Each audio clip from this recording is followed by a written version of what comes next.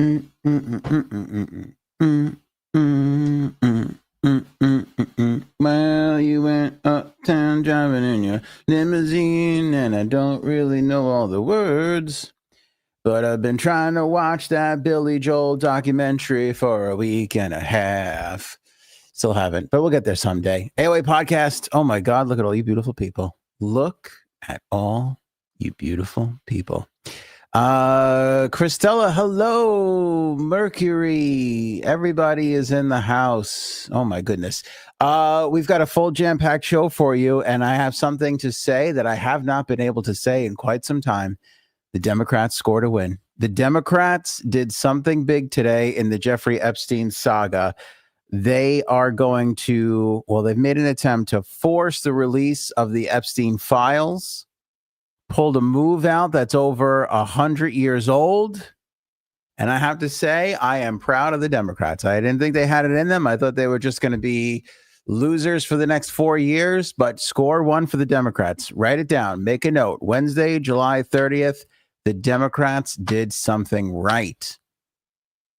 Plus, celebs exposed in a Spotify leak.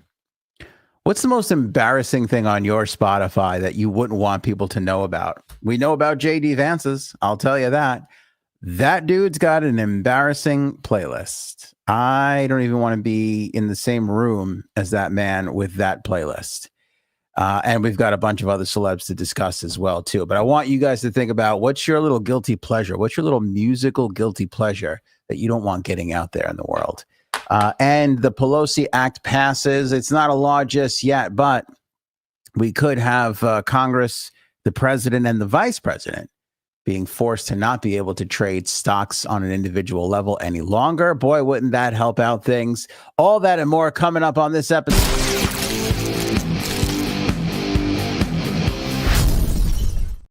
Well, you went uptown. I'm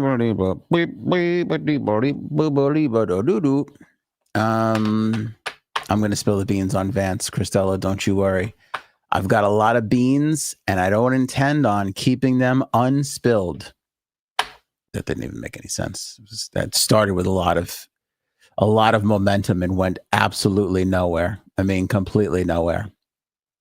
All right, let's go over to the Epstein thing. I got to tell you, there's been very few times over the last year that I have been just knocked over, balled out, impressed by the Democrats. Today is one of those days where I can say they won the day today. And give credit to Senator Chuck Schumer, because I thought all this guy was doing is basically turning into one of those Muppets that sat in the balcony that were just angry and crotchety and old. You know, those Muppets. I love those guys. That's what Chuck Schumer was turning into. To me, he was transitioning into a real life version of those two guys. And today he said, no, man, I'm doing something. I'm making moves happen. I don't know. I'm assuming a staffer or perhaps just AI. I think Chuck Schumer went into AI and said, hey, ChatGPT, how can I... Are there any laws on the books that could help me get this Epstein file information out into the public? And ChatGPT or a young staffer came back and said, yes, the rule of five, Chuck Schumer, the rule of five. The rule of five states that the minority party in Congress, government agencies are required to provide relevant information of any five members of certain committees, this one being the Homeland Security and Governmental Affairs Committee, that the minority party are allowed to request information from other state agencies. Basically, what it does is it gives the minority party subpoena power, right? So in order for Congress to enact a subpoena, you have to have a majority vote. The majority party usually controls that, obviously. So it really comes down to them. But in order, smart, our founding fathers, although this was passed in 1928, so I guess not entirely founding. But in order to give the minority party some of that power, they came up with this rule of five. And so the rule of five states, as long as there's 5 members of the committee that can request this information, it essentially acts like a subpoena. So they sent a letter to the Department of Justice today requiring that they turn over all the files on Mr. Epstein by August 15th. Now, that doesn't mean that the Department of Justice has to go along with that. However, if they don't make that deadline, they can bring them to court and a judge will have to sort this out. This is a rule that passed in 1928, and I'm not even sure if it's been used since. So we're talking about literally almost 100 years old.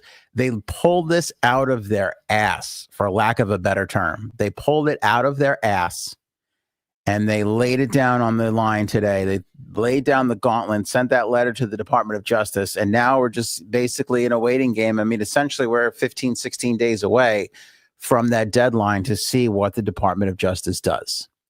Now, another piece of this is the Trump administration, in a deadline late last night, filed some more paperwork with the courts to try and get the grand jury testimony released, which, as I've said, historically, thanks so much for the gesture. I appreciate it and all, but I'm not exactly sure what we're going to get from that grand jury testimony. That is all sealed. But from what we understand, it was an FBI agent and an FBI agent's testimony alone that prompted the grand jury testimony in the Epstein case.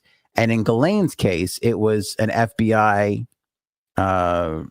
employee, an FBI agent, and an NYPD police officer. So I don't know what those testimonies were obviously enough to send those cases to trial, but I don't know if it's going to be the end all be all answers. And again, it's 3-card Monty with this administration and this Epstein situation. They're all focused on getting grand jury testimony released when they are sitting on a treasure trove of videos, documents, photographs, and more that are all sitting with the FBI right now. The FBI has a slew of evidence against Jeffrey Epstein and Ghislaine Maxwell, and it's just sitting there, and nobody is stopping them from doing it. And I can't understand how Trump can walk around with his head held high, acting like, well, we're trying to get that grand jury testimony for you, and not have to answer to the question of, well, what about all the stuff that you already have?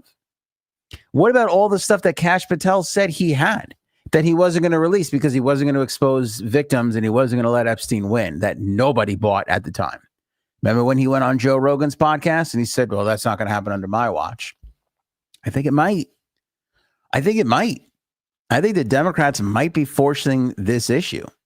And the only thing I worry about is, what are they all sitting there and destroying while all of this distraction is going on? Again, the Democrats won the day today. Huge move, pulling out the rule of 5. Big move from Chuck Schumer. Thought he was dead. Chuck Schumer, in the same week that we lost Hulk Hogan, Chuck Schumer pulled a Hulk Hogan. We thought that little arm, that little old wrinkly Schumer arm was going to drop a third time. And just about when he thought he was done, it starts shaking. And wow, that's a lot of arm fat that was shaking. That was a little embarrassing. I'm not going to do that again. Holy shit. But he started shaking that arm around and fucking the crowd's going wild. The Democrats are coming back. Holy cow. Don't look now. Schumer and the crew is on the prowl. They're on the rise. You know, it's a big move from the Democrats, but still we're talking about 2 weeks away. That's 2 more weeks of whoever's really in charge, whoever's pulling the strings, whoever's putting the pressure on our president, who can't be controlled and is suddenly being controlled in this instance. That gives them a lot of time to do whatever they want to do to that information that's locked up in the FBI headquarters. What are they doing? Is this all that this is? I'll tell you how we'll know this is an absolute scam. If 2 weeks comes, or 3 or 4 or whatever, and then suddenly the FBI just goes, okay, everybody wants it, here it goes, and they just release that information without any fight or whatever, then we'll know we've been taken. Then we'll know that in all of this time, while they were looking for grand jury information and while the Democrats and everybody was trying to force the issue of the Republicans, we'll know whatever they were looking for, whatever they needed to just whoop, let's pull this one out of the, let's pull this file out, put it over here. Let's Don't look at that piece of evidence. Oh, but here you go. Here it is, everything. Then we'll know that person or people got out whatever they needed to get out, destroyed whatever they needed to destroy, and then we could see whatever's left of these documents. It's not a hopeful outcome or ending, but I think it's the one that we face in regards to Epstein and all this jazz.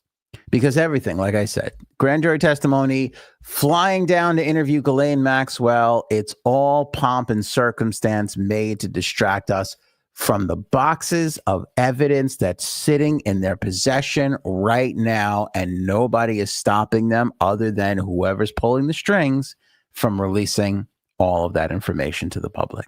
Nobody is stopping them. It's unbelievable. It's really amazing. I mean, we're in the most corrupt time of our government. We're in the most corrupt time of the whole entire Epstein saga, which is filled with nothing but corruption. The sweetheart deal he got, the fact that he was able to, he was released on parole. He left jail, would jump on planes, spend the day out, come back, fly back in, and spend the night in prison. The first time around when he was convicted. This guy, I mean, the amount of corruption around this guy has been unbelievable.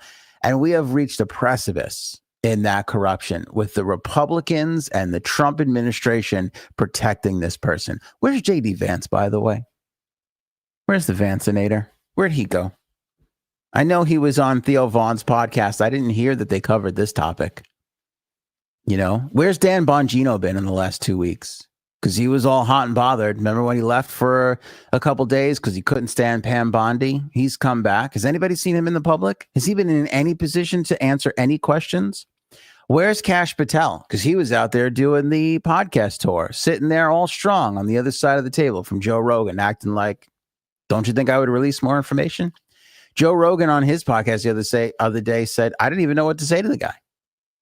He was so shocked at Kash Patel's answer. He just said, I'm going to let the internet do their thing. And which, by the way, a little bit of a bitch cop out from Joe Rogan. I have to call it where I see it, right? I'm a big fan of his. He's obviously monumental. He means the world to the podcast community. Bitch move. Total bitch out.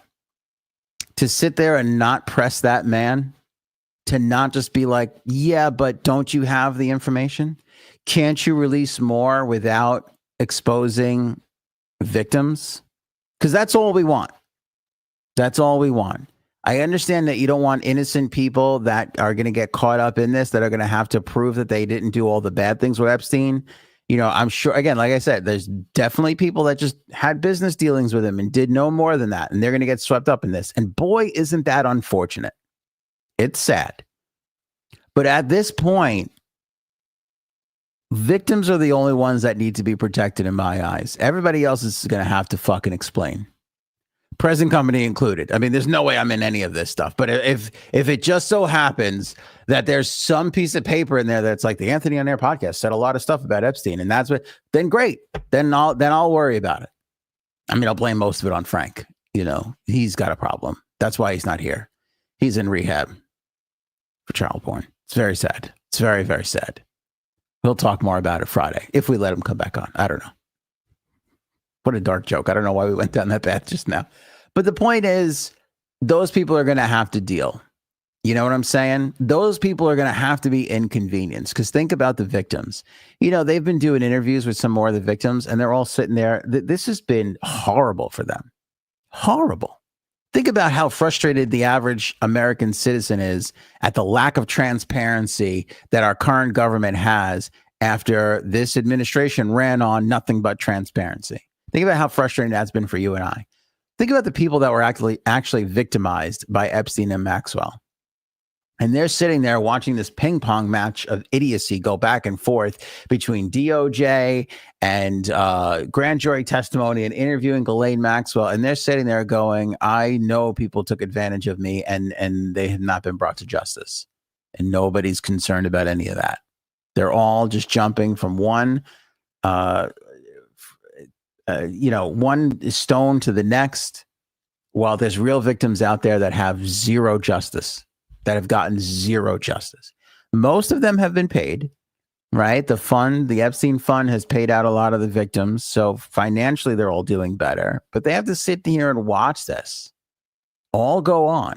This total charade as the people that are still around are being protected from being exposed. Why? Why? Fuck the victims, right? Because we got to protect whoever's behind there. Pulling those little strings. I don't know, in my mind, I feel like I just look like Greg from Meet the Fuckers or Meet the Parents. A little. I milked the cat. I have nipples, Greg. Can you milk me? Same move. Just let Ben Stiller know I didn't mean to steal. This is my string pull. I think this is what he did, but it's very similar. Very, very similar movements. Aaron C. will stand behind Frankie C. during his apology. Yes, that is true. That is true. Aaron C. That woman would stand behind him on the if he was accused of murder or whatever. Yeah, there's no doubt about that. Those two are thick as thieves. It's almost like they're married. I'll have to look into the legitimacy, though, because I remember being at the wedding and I think I had to sign the thing and I don't think I did it. So I'm not entirely sure if they're fully 100% actually married in the eyes of the state of New York. But we'll check on it. This is all paperwork that I'm sure will get sorted out. I'm sure it'll get sorted out. So score one for the Democrats. Congratulations for them. They actually did something correct for once in their lives. And I haven't been able to say that lately. I really haven't been able to say that lately. Also, I want to touch on this again, going along with the Trump administration here, that Trump had another bad day when discussing, Epstein in general. He was on the plane the other day and they asked him about it. About the Epstein thing. We played on the last episode, we played the audio of him saying that he got rid of Epstein because of, he was misbehaving. And we all thought, oh, is he going to talk about all the stuff? Because we had heard that Epstein was messing with a daughter of the Mar-a-Lago team, or another Mar-a-Lago member, and that Trump gave him the boot. And then Trump says the stupidest thing he could say, which is, no, he stole employees. Well, he went one step further on that level of stupidity, and he admitted that it was indeed Virginia Giuffre. It was Virginia Giuffre that he was, discussing and referring to. Here, ACYN had this tweet. Clip comes from C-SPAN. Take a listen to this. This was Trump on the plane talking to reporters traveling back from Europe the other day. Take a listen. Epstein has a certain reputation, obviously. Just curious, were some of the workers that were taken from you, were some of them... They were asking about some of the workers taken from him. Were some of them young women? Well, I don't want to say, but everyone knows. So the reporter asks, were some of them young women? So Trump starts with, I don't want to say, and then I don't want to spoiler alert you guys, he ends with Virginia Giuffre. So again, I don't know what he's doing, but I've never seen him handle things more poorly. And I know Democrats want to throw things against the screen or the speaker when they hear me say that. But realistically, everything this guy does is going to be hated by half the country. They're just never going to give him the credit. We have to look at it objectively, which I feel like I do.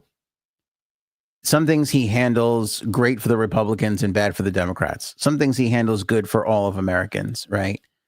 Some of these trade deals, they look like they're fairly decent. I know Frank doesn't like to give him credit. I'm not going to blanket statement these things. Sometimes he gets things right. Let's just go with that. This for him is just a zero across the board. Nobody is happy with the answers that he's giving. Nobody. Not one person is like, hey, good job handling that Epstein thing today. Them young women. Well, I don't want to say, but everyone knows the people that were taken. And it was the concept of taking people that work for me is bad. But that story's been pretty well out there. And the answer is yes, they were. Yes, they were. Yeah. What did they do? In the spa. Yeah, people that work in the spa. I have a great spa, one of the best spas in the world at Mar-a-Lago. And people were taken out of the spa, hired by him. In other words, gone. And other people would come and complain, this guy is taking people from the spa. I didn't know that. And then when I heard about it, I told them, I said, listen, we don't want you taking our people, whether it was spa or not spa. I don't want him taking people. And he was fine. And then not too long after that, he did it again. And I said, out of here. Mr. President, did one of those stolen, persons, that include Virginia Jeffrey? I don't know. I think she worked at the spa. I think so. I think that was one of the people. Yeah. He stole her. And by the way, she had no complaints about us, as you know. None whatsoever.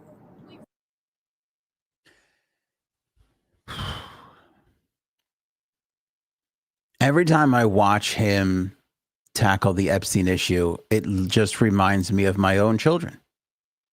This is how my children answer questions. Who ate the chocolate? Why is the bag of candy gone? There was a full bag of potato chips in the kitchen yesterday. Now it's empty. Who's responsible for that? Well, I don't know.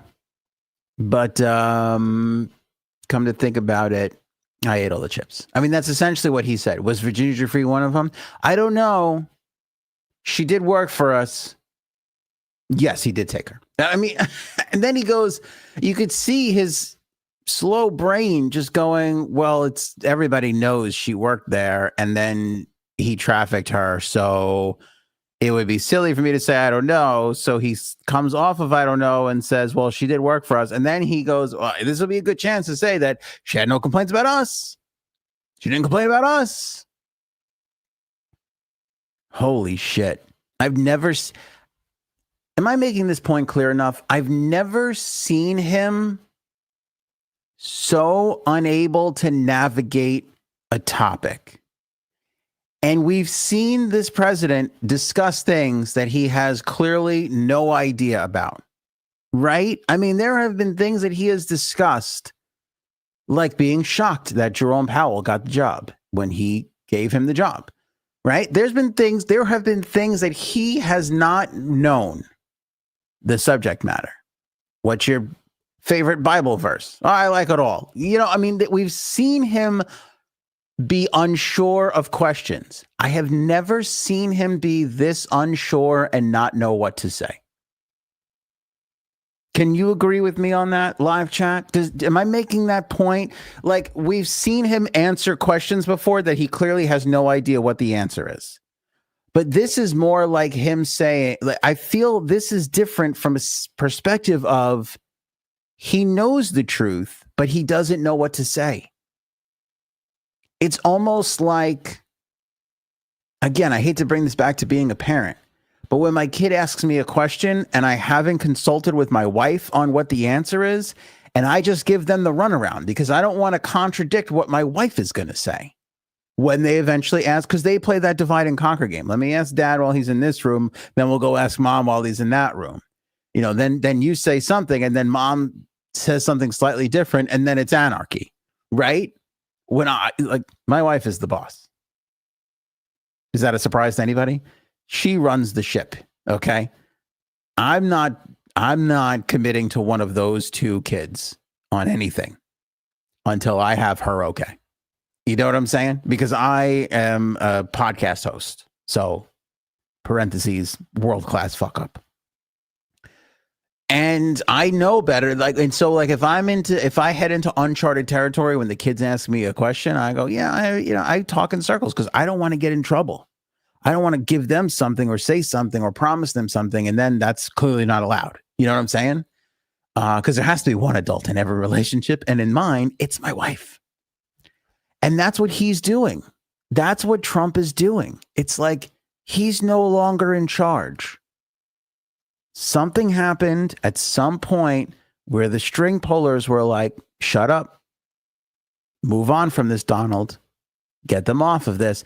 And he's only backpedaled coming off of scrutiny that he's received from his own people because he doesn't care about Democrat scrutiny. And Now he's like, when he goes to answer a question, he goes, was it Virginia Giuffre? Let's clock it. He goes from, I don't know, to, yeah, it was her in under 17 seconds. I don't know. I think she worked at the spa. I think so. I think that was one of the people. Yeah. He stole her. He stole her. And by the way, she had no complaints about us. That was 9 seconds. That was 9 seconds. That was 11 seconds. From 11 seconds, he went from, I don't know. I think so. She worked at the spa.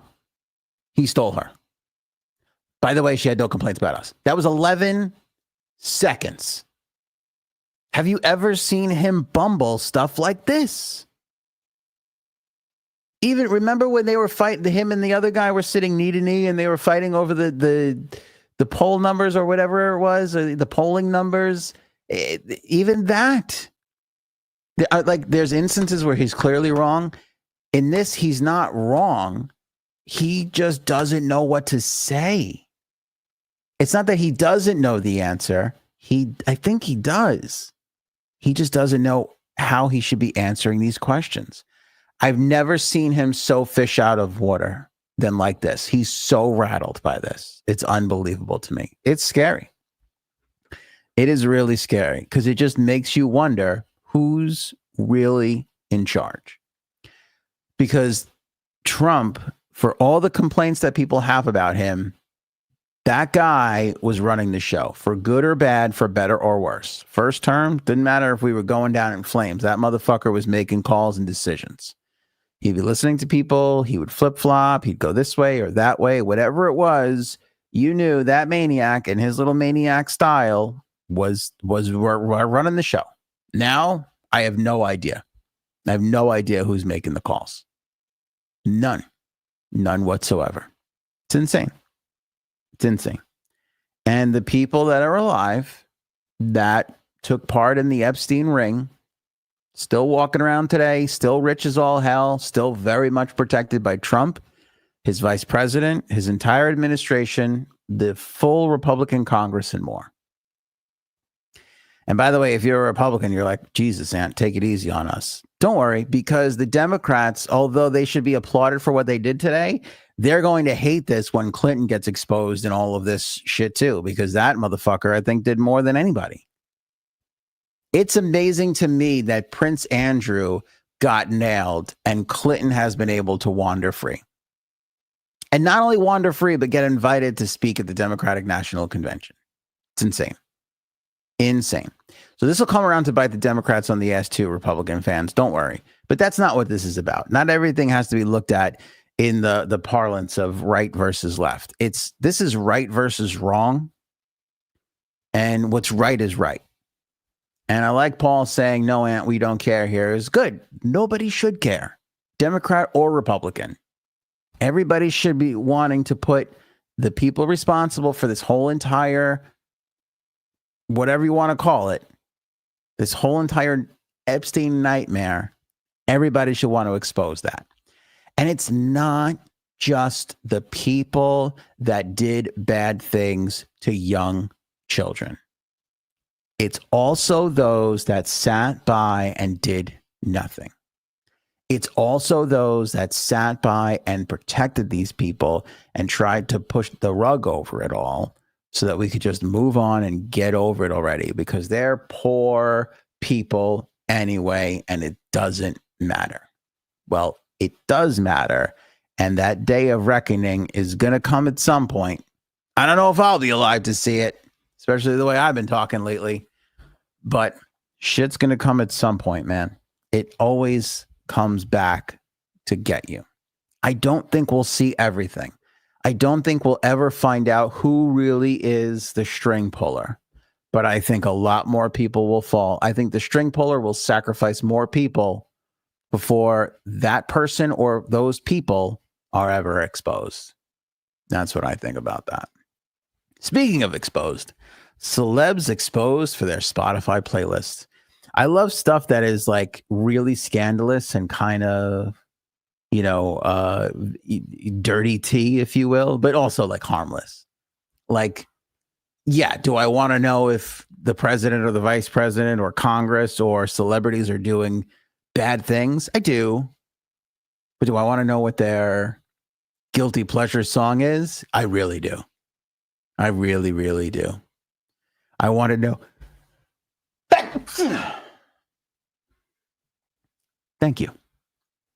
I want to know what they, by the way, rate that sneeze. Was that a good, I hold the sneeze in. I still feel like that was like a 8.5 out of 10 sneeze. It was a good sneeze. Felt good.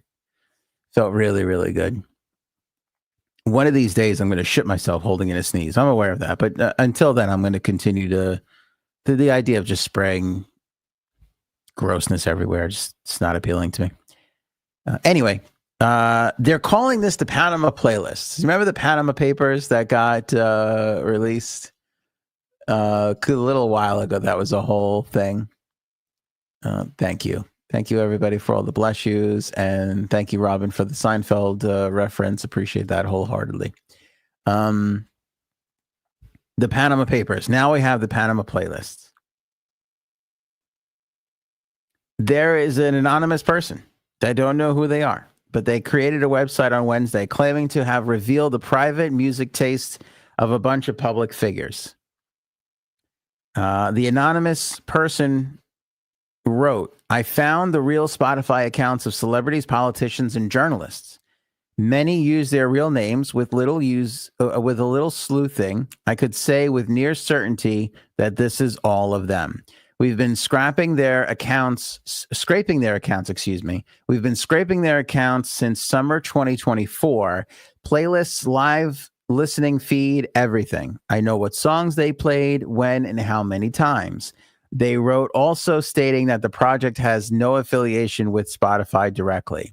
The anonymous researcher told the New York Post that they became convinced in the authenticity of each account as the months of monitoring went on.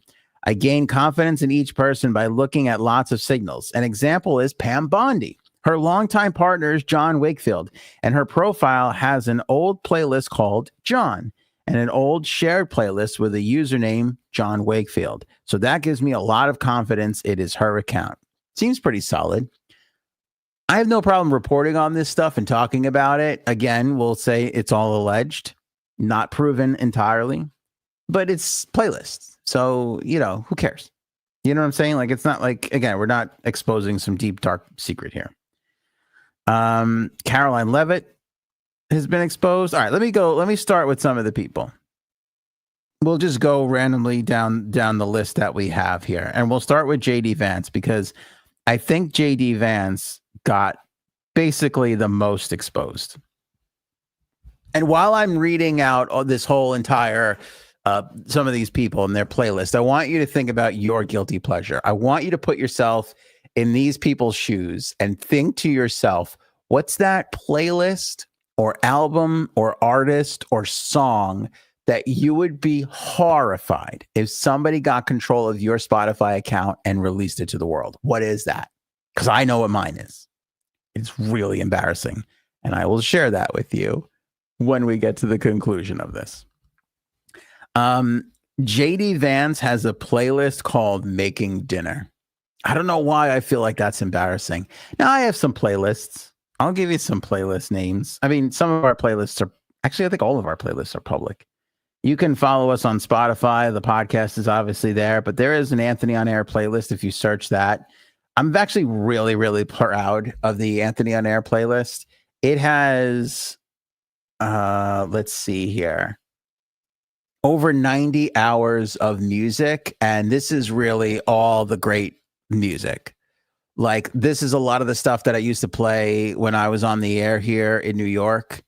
And I was really proud of the radio station that I was on, WEHM. It's really, really good. It's good music, good playlist. It's a little bit more diverse than what you heard me play on the EHM days, but it's a phenomenal playlist. Like, I'll just give you the first couple. I got The Police on here. Every Little Thing She Does Is Magic. Amy Winehouse, Rehab, Modest Mouse, Lampshades on Fire, Steely Dan, Deacon Blues, Coldplay, Viva La Vida. I got the band, Paul McCartney, John Hyatt, Soul Asylum, Spin Doctors, Marcy Playground, Hall & Oates, Nirvana, Foo Fighters, Black Keys, Elton John, Sheryl Crow, Johnny Cash, George Harrison, Sharon Jones and the Dap Kings. You don't really get to hear Sharon Jones and the Dap Kings in a lot of places. She's one of the most magical performers we've ever had. One of my absolute faves in the whole world, Nathaniel Rateliff and the Night Sweats, Anderson East, Talking Heads, Oasis, Stevie Wonder, Santa Gold, Ben Howard, Black Dub, Courtney Barnett, Sublime, Pearl Jam, Mondo Cosmo, probably somebody you never heard of, Elle King, Tom Petty and the Heartbreakers, Beck, Incubus, Maggie Rogers. There's lots of great stuff on it. The Cranberries. It's a great playlist. So we have some silly playlist names too. Like I have the ultimate. What did I have? What was it called? The Ultimate Beach Jam, I think is the latest one I have. I have the Ultimate Beach Jam by Anthony On Air. You guys can check that out. Spoiler alert, it's only Van Morrison, Dave Matthews, Billy Joel, Bruce Springsteen, and a couple of other artists sprinkled in. This is the shit that I like to listen to when I go to the beach. When I go to the beach, I want just Van Morrison. I want just Billy Joel, just Bruce, maybe a little Jimmy Buffett, a couple of like reggae tunes, some Dave, and that's it. That's it. We got a Christmas playlist that we're pretty proud of. So anyway, we got some playlists. I don't have a make dinner playlist though. I mean, that seems like a common thing. It just feels cheesy coming from a politician. Do you know what I'm saying? Dude, man, come on. I hate the fucking Eagles, man. He changed the channel. That was the one thing from the dude that I never got. Like, why would he hate the Eagles? I guess it's kind of cool, but I'm like, that guy would love the Eagles. Although he did roadie for Metallica for a while. Ride the Lightning Tour. Bunch of assholes. Anyway. Mercury, bite your tongue. Yes, DMB. Yes. Huge Dave fan. Massive Dave fan. Anyway. I think this is the height of embarrassment. We probably should have built up to the embarrassment, but this is the height of embarrassment. JD Vance on his Make Dinner playlist has Justin Bieber One Time and I Want It That Way from the Backstreet Boys. I don't want to sound like a jerk or a music snob, but if I do, I'm okay with it. Any grown man having the Backstreet Boys on their playlist, you know what I mean? I just not really. Not really. Now listen, if you're a huge Backstreet Boys fan, I'm sure I know lots of women are Backstreet Boys fans. If you're a gay man and you're a Backstreet Boy fan, totally okay. Fine. Absolutely nothing wrong with it. Straight man married to a woman with 3 children, rocking I Want It That Way while making dinner. I have a problem with that. I have a big problem with that. Like I came up in the Backstreet Boy era. Like that was prime. I came up while the Backstreet Boys and NSYNC hit. And those were tough times. We leaned on, Incubus. We leaned on Nirvana, Pearl Jam, even though we lost Kurt by that time. You know what I'm saying? This is a good point from Christella. But is he straight? I'm not sure. We know he likes a good couch. I'm not sure how he feels about another man. You know what I'm saying? And again, not that there's anything wrong with that. There's something wrong with the couch part. Liking another man part, I'm fine with. The couch part's a little disturbing. But the point is, while your children are playing in the living room and your wife is either helping or maybe finishing up some work, are you rustling up that dinner, just singing along to I Want It That Way? That I would rather be caught cheating on my wife than have my wife walk in on me singing I Want It That Way as I grill up some asparagus. Do you know what I'm saying? I think my wife would lose more respect for me. And when I tell you this, she would kill me instantly with a butter knife if she ever caught me cheating on her. But I think she would have more respect for me cheating on her than singing along to the Backstreet Boys as I, saute the spinach, if you will. I think that's, I'm going to ask her. Should we get cuddles? Is this a get cuddles situation? I think she's doing something. She might be busy, but we might have to call her in from the bullpen. Let's see here. Let's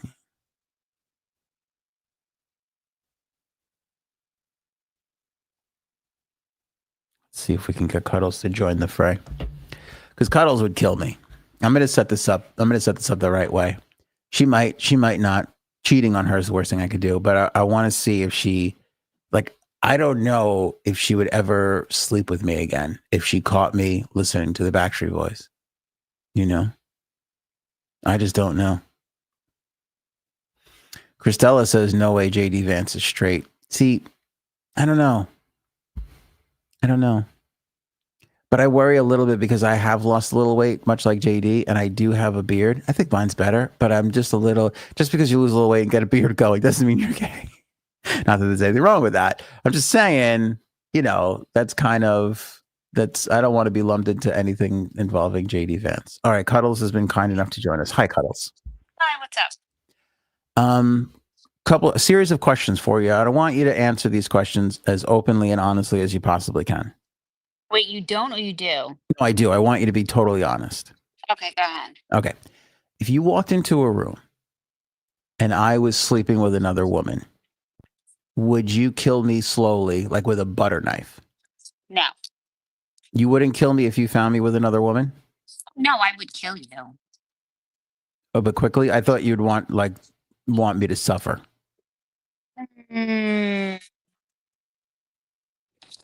That's a good question. Does it matter as long as I'm out of the question? Yeah. Okay. All right. Okay. Fair enough. No. You know what? I probably wouldn't kill you right there. I would be like, you're not going to know when it's coming. See, does everybody feel bad? See what I'm dealing with? Do you see the level of? But I would. But you could be rest assured that I'm not going to do it when you sleep, because I'm no punk. I'm going to do it and watch as you're watching me do it. Like you're going to be awake. You're going to know I'm there. I'm not going to do it in sleep. I'm not no punk. I'm going to kill you. Right. When you're awake at you got to always be on guard. All right. Okay. Fair enough. Now, I also want to say for everybody just jumping right on Cuddle's side right away, let's slow down a little. Let's take it easy. You know what I'm saying? We don't have to all, I get it. We love Cuddles, but easy. Okay. Just mad. Fair. All right. Here's the next question. Oh, okay. Next little scenario. And you tell me if you could have any respect for me in this scenario. Well, I don't have respect for you now. So what? Go ahead. I left the fastball hanging over the plate there. She turned on it. Left yourself open. Go ahead. Yeah, deserved it. Okay. You walk in to the room. You walk into the kitchen. You walk into the house. I'm cooking dinner. I'm making you dinner. And on the stereo, blasting, and I'm singing along with it, top of my lungs, just having a good old time, singing along to I Want It That Way by the Backstreet Boys. Would you have any respect for me after that moment? Okay, I love the Backstreet Boys. You know that. If I know could you see do. them in this sphere now, I would. I think. I mean, it's better than Dave Matthews, so I'll take it. I didn't see this coming. I didn't think she would turn it on me and be funny. But my point I was trying to make was I think you would have more respect for me cheating on you, even though that's the worst thing I could do to you, versus catching me singing along with the Backstreet Boys. Because I don't know if you would sleep with me after you found out my love for the Backstreet Boys. I like the Backstreet Boys. There's nothing wrong with them. I know, but do you like me liking the Backstreet Boys? Again, you make me go to Dave Matthews concerts. I know, but you already accused me Oh. of being far too feminine all the time for my tasted romantic comedies and things of that nature, and candles. This is Oh really God, that's starting the worst. starting That's to the line up bad. worst. You're like, and it's what's the worst part is that you send it to your uncles that you're proud of it. It is You send true. them pictures of your candles It's true. burning. My gay uncles buy me candles, and I send them photos back of how much I'm enjoying the candles. It's the gayest thing we all do together, and we go to Broadway shows together sometimes too. So yeah, it's. But I enjoy it. Hey, this is who I am. You know what I'm saying? But I feel like that. I feel like even sharing candle love with my homosexual uncles, is not as embarrassing No, as singing to the Backstreet Boys. no, I think you're wrong. Okay. All right then. I All right. think you're wrong. Then everybody, I stand corrected. I thought Cuddles would be so embarrassed by this, No. and she is not. Because the reason why we're bringing this up is because the Spotify playlist for some well-known public figures is leaked, and we know that JD Vance likes to listen to the Backstreet Boys, and I Want It That Way is on his Making Dinner playlist. Tell me why ain't nothing. Come on, that song is. Don't even, okay? It's not. Compared to a lot of the music that's out now and everything, fucking Backstreet Boys rock. How many straight men do you think enjoy the Backstreet Boys? I think a lot more. Really? I think a lot more. I think a lot more when it comes on in the car, men will listen to it if they're driving and like sing it. They just don't want to say that. All right. Mercury just called me a rom-com queen, and I think that's an apt nickname. You are. I hate it, but I think it's really well done. I think it's really well crafted. Rom-com queen. She got you there. That might be a shirt. He also has Justin Bieber. Oh, I don't like him. He annoys me to no end. That guy. I can't stomach him. He has a Gold on the Ceiling playlist, which is actually really good. The Mowgli's, which is on my playlist, song called San Francisco. He's got Daft Punk and Pharrell Williams' Get Lucky, which is a good song. And Death Cab for Cutie, You Are a Tourist. But also on that playlist is One Direction, What Makes You Beautiful. Oh, I love that song. These are like ones that like you sing karaoke at like, and I have sung these at karaoke. You're singing out like you're drinking, you don't care, like you're belting them out. You don't know your beauty. I like that song. I do. I actually that's on my Spotify because I have Is like it? happy songs, and it like or like Pink Pony Club because I love that song. Pink Pony Club's pretty good. Pink Pony Club's Yeah. not bad. I don't know is that Chapel Roan? I don't know what's going to Yeah. happen to her. She just went to such heights. I'm a little worried about that sophomore follow-up. Oh, yeah. But she's really good. All right. Well, thank you, Cuddles. I mean, if you want to stick around, you can. I know you got things to do. I have margaritas to make. That's what I have to do. Oh, okay. Gotcha. All right. Let's go to, I don't know who Taylor Lorenz is. Is that a cultural internet writer? I don't know what the fuck that is. Sam Altman, the OpenAI CEO, likes David Guetta and One Republic. I don't want to wait. Missy Elliott, Get Your Freak On. I like David Guetta. I'm not going to change Missy Elliott either. Missy's not on my playlist, but I'm not going to change that if it comes on. George Ezra, Blame It On Me, and Dixon Dallas, Good Looking. Who the fuck is Dixon Dallas? I don't know.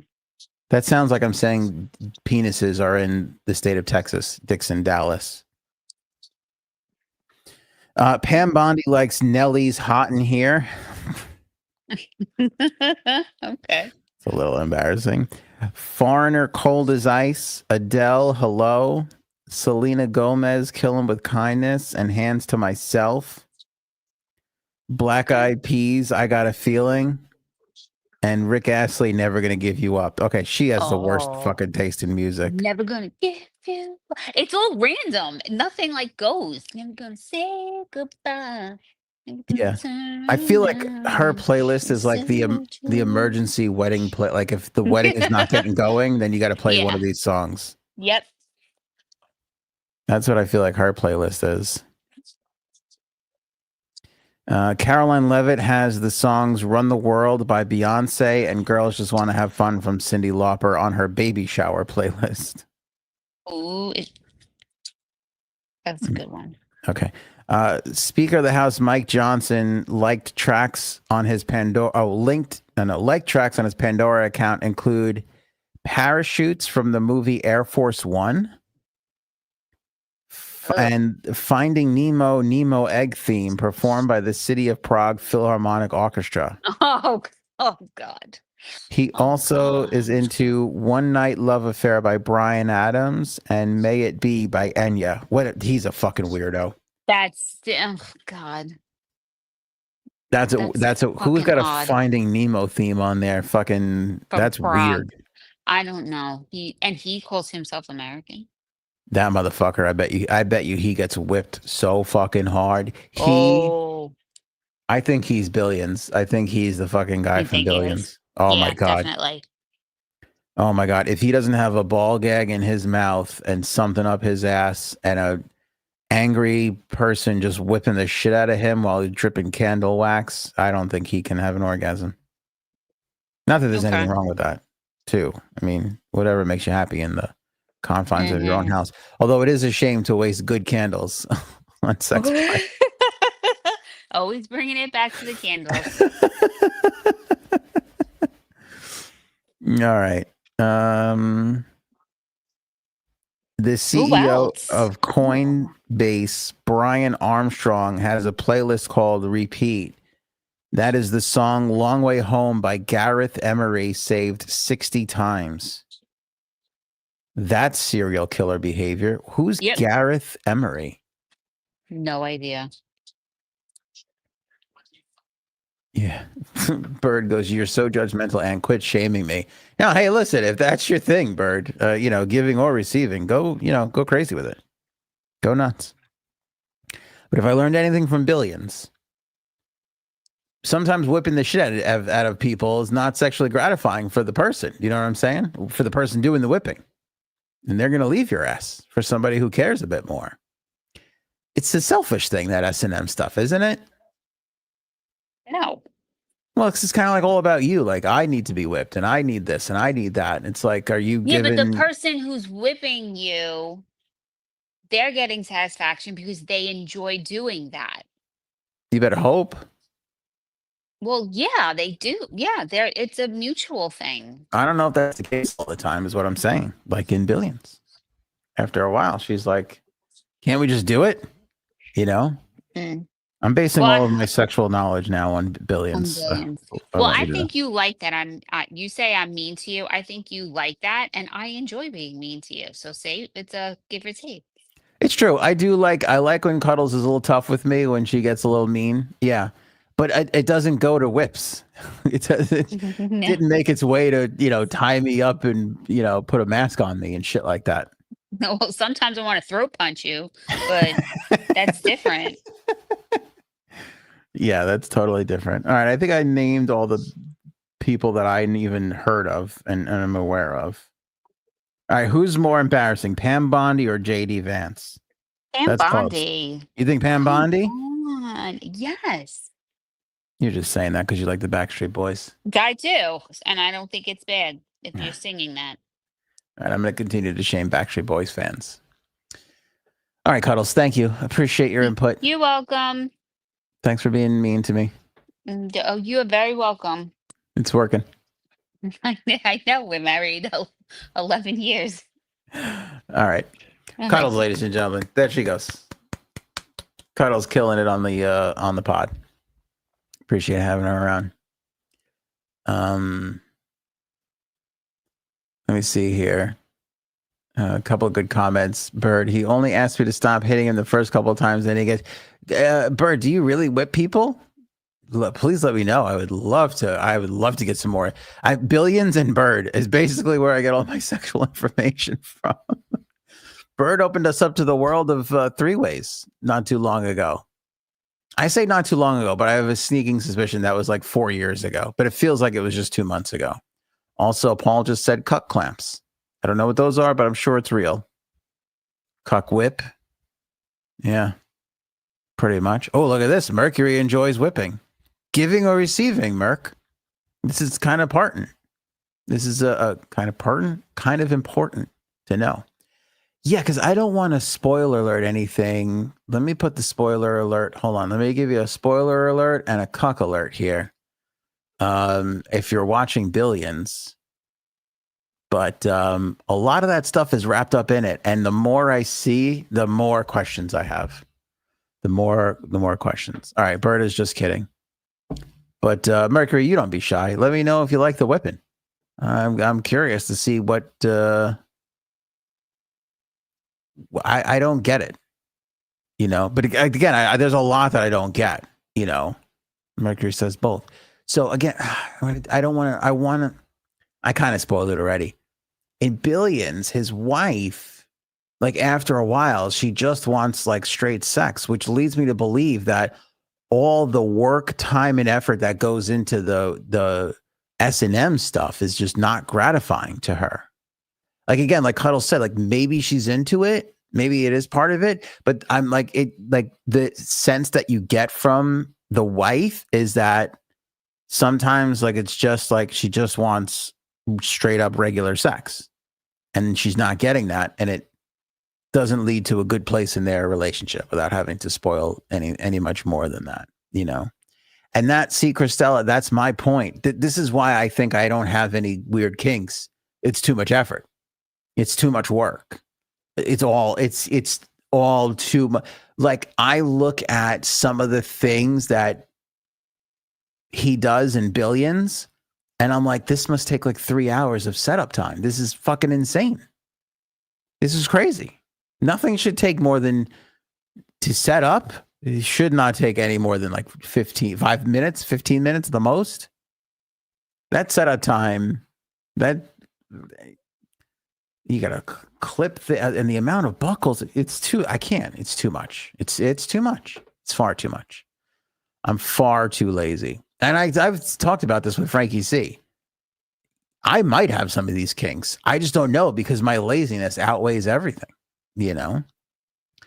Last topic of the episode here, the Pelosi Act. This is an interesting thing for the Republicans. Again, it is actually, the Pelosi Act is similar to all the stuff that's happening with Jeffrey Epstein right now, because it's splitting MAGA. It's turning the president against other people, and it's turning out to be a no-win situation for everybody involved. Because today, Josh Hawley joined the Democrats to pass the Pelosi Act, which is a congressional stock trading ban, hilariously named after Nancy Pelosi. But in doing that, this happened in the Senate Homeland Security and Governmental Affairs Committee. So it was an 8-7 vote. Hawley is the one who crossed the aisle, which you know what I'm not in favor of? Slamming Democrats and Republicans for going across the aisle. I am not in favor of that. I think that shit should be celebrated. That's part of the problem that's wrong with our country today. Everybody's got to pick a side and then stay with it. Bullshit. We used to just do things because it was right. And I want to get back to that. So it really pisses me off when people call out members of Congress for going and working with the other side.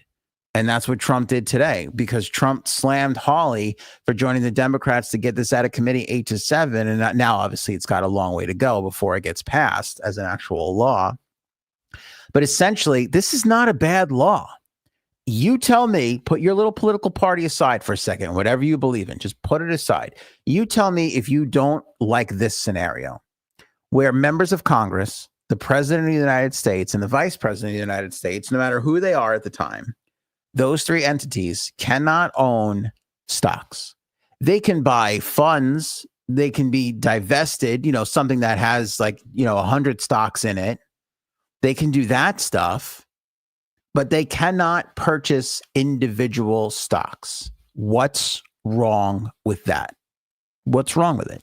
I acknowledge that there is a freedom issue here, right? I mean, no person should be able to tell another person that they can't buy anything in the United States of America. I wholeheartedly agree with that principle.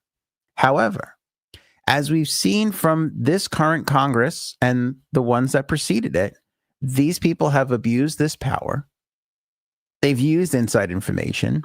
And even when not using inside information, they've used information that's open to the public that people don't have time to be aware of because they're working 2 jobs and shit like that. And they've used it to just build up their wealth.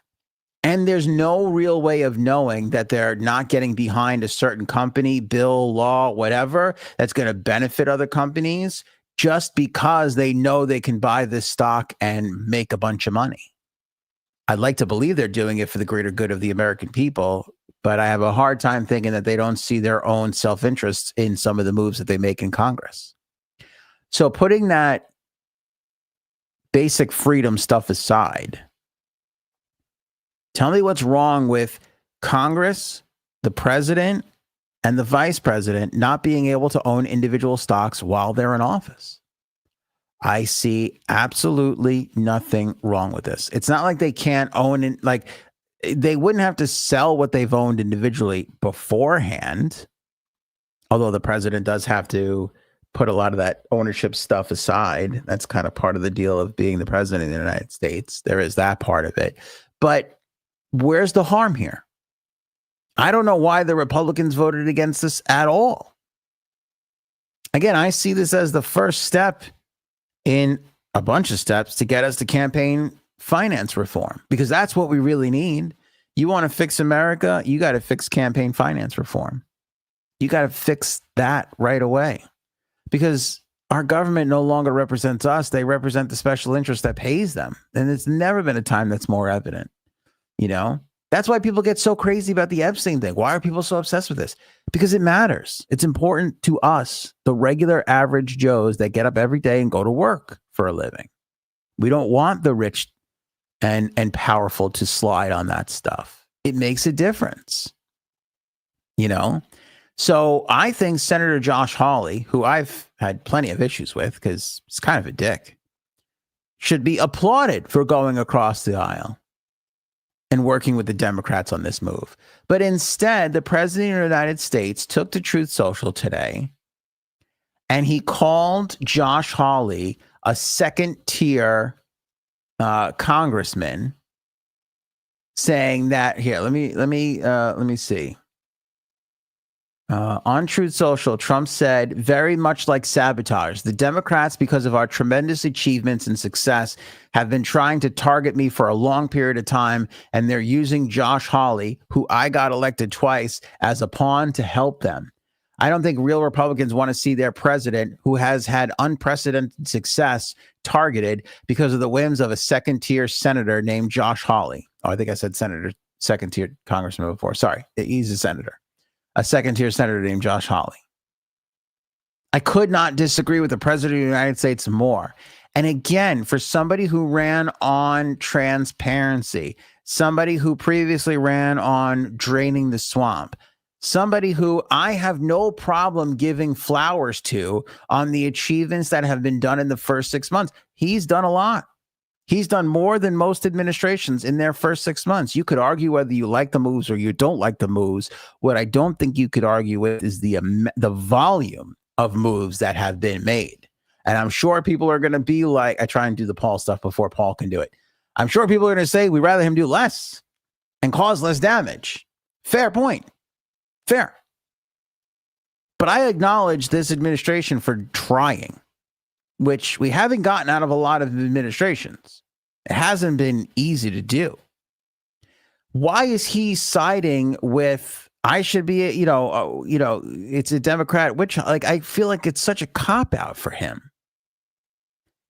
What's wrong with Trump saying, sure, great. He's only going to be president for another 3 years, and then he's out. Again, I look at Trump with having incredible potential to do things that nobody else is in a position to do. He's a president that has a Congress that is his whipping boy. They will do whatever he wants. He has had virtually zero oversight in his first 6 months. He could do great things. He could pass the Pelosi Act. He could pass campaign finance reform. He could figure out common sense mental health gun control. He can do a lot of things. He could, if he wanted, have the rich, the 1%, pay their fair share. I don't think he's going to do a lot of those things, but he could. He's in a unique position. People listen to him. The MAGA movement is a big movement. It is powerful. He's able to get more things done because he has everybody in line. I haven't always agreed with his methodology for doing it, but you cannot deny he's got a lot of people in line. Why not use that for good? Why not put that above your own personal interests and needs? Why is he immediately going to, well, the Democrats are going to use this to target me? You can take it, big boy, big daddy, big man. You can take it. Don't buy any stocks. Just don't do it. He's a billionaire already. He's going to have Secret Service with him for the rest of his life. Travel and all that stuff is going to be paid for by the American public. He's never going to be able to spend all the money he has. After he's done with this presidency, he's going to be able to do whatever he wants. He is in no danger, him or his family, of ever running out of that money. None whatsoever. So what's the harm in supporting this one? Why isn't he seeing this as, you know what? Fuck it. I can make an impact here. I can make a difference. Yeah, Congress shouldn't be able to do this. Unless you're standing on the laurels of one person shouldn't be able to tell another person in the United States of America what they could buy, I don't see a point here for him. And again, I agree with that sentiment. However, after all the abuse that we have seen, I feel like they've lost that privilege. I'm tired of Congress people and senators going into their jobs with a couple $100,000 in the bank and coming out of it with $36 million and no explanation. That's why I'm okay with the auditing of USAID and all these things. I'm fine with that. I have no problem with it. I didn't love how every bit of Doge was handled, but I believe in revising the way we do things. I don't see anything wrong with us looking into how the books are being cooked and figuring out a way to get to the bottom of it. I don't think much was done. I understand that. I agree with that. But it's like, I don't think that everybody was so, well, Elon doesn't have the power and this and that. Every Democrat came up with a million excuses of why it shouldn't get done. And that's another instance where I feel like Democrats should be like, well, let's do it. Maybe it's not Elon, but if it's Elon, fine. Here's how it should be done. I hate when people just go, you shouldn't do that, instead of going, I think you should do it this way. There's a big difference there. Elon shouldn't be able to do this. How about, hey, instead of Elon, why don't we appoint this special, not prosecutor, but special whatever to go in and do this? An economics person, somebody who knows this. Somebody who's business savvy. Elon's made some good moves, but I look at him more oddly as like an inventor, scientist, an entrepreneur, yes, but not as like business savvy as some of the great investors that we've had. Some of these people who run funds and shit like that. I'd rather have some of those people with accounting backgrounds and shit, be in there trying to figure out where we can cut and find fraud and abuse. So as much as I killed the Democrats during that time period, I'm going to crush Donald here, because him standing up and trying to take Hawley down for joining the other side is fucking Bush League and bullshit. And the MAGA people should be the most upset about it, because he should have nothing to hide. Vance shouldn't be buying stocks now anyway. They both can afford to not. Vance is getting paid and pumped up by Peter Thiel. Trump's got more money than anybody can ever spend. So what do they care? Do it. What would be wrong with throwing the people a bone? Because suddenly you feel like that's a problem. All of a sudden, the people can't win. Congress can't be slighted. The president of the United States of America, this one or any other one, can't be on the short end of the stick. That's the way we all like it. You know what I'm saying? That's the way it should be. All right, now I saw everybody celebrating a Paul quote here, and I missed what it was. And I don't want to end the show. I like good Paul comments, as I like all good comments. Robin, weird how he can't drain the swamp. Strange, isn't it? But we kind of learned that at the end of the first term. I mean, everybody, even people in his... who's the psychopath? The frogs are gay. Who's that guy? I love when Frank does that impression. I could see his fat, stupid face. Anyway, even he was like... They got to Trump's inner circle. They didn't get to Trump, but they got to Trump's inner circle, and Trump's inner circle got to Trump at the end of that first term. You know, that swamp was never drained back then. Was this the good comment that everybody loved?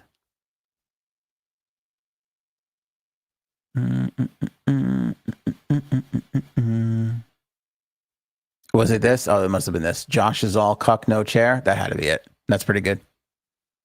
That's pretty good. Yeah, I could see that. Josh Hawley is such a cuck, he doesn't even sit down. He's got to stand. I get it. No, that wasn't it, because this came before. All right, fuck, I got to keep going. Nobody gets into politics to help people. Okay, that's good too. It's not as good as the cuck line, but it's good. Yeah. And that's the point. Thank you, Paul. Thank you, Paul. And thank you... Who just pointed out Paul's great line? Mercury. Thank you. That is the point. No person should tell anybody else what they could buy in this country. However, Congress, the presidency, even being a judge, all the branches, used to be a sacrifice. Used to be, I'm going to do this because I feel it's my duty.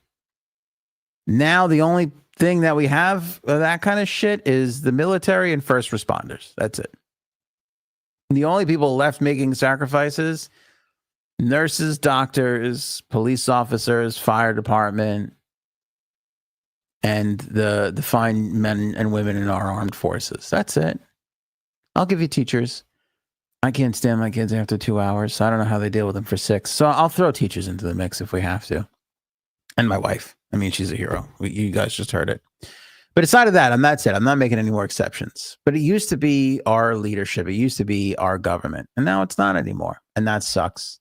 And I have no problem with anybody trying to make a move back in that direction. None whatsoever.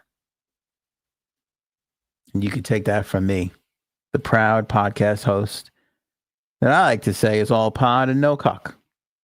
And I'm pretty proud of that. I am pretty proud of that. What's worse, being a cuck while some dude nails your husband and wife, or being a cuck while some dude or dudette nails your husband and or wife while the Backstreet Boys are playing? Because I'm going to say it's the latter. Despite what my beautiful wife says, I'm going to disagree and say cuck situations are bad, or I don't understand them. Cuck situations are really bad when the Backstreet Boys are fucking playing in the background. That's fucking embarrassing. That shit is embarrassing. All right, fun solo show here with you guys on a Wednesday. Appreciate everybody commenting and being the co-host here. Big thanks to Cuddles for jumping in. Frankie C and Aaron C are back for more game time on Friday. Don't forget to pick up the book Oval, which is in stores now, Amazon. Boom. You buy the digital or the hard copy right there. You see the book from the great Aaron C. If you're wondering what to do after the podcast, go stream something. Go to anthonyonair.com. We got a whole blog up on what's new to streaming this week. Show me potato salad. Pretty good list. See you guys. Maybe we should go now. Go ahead.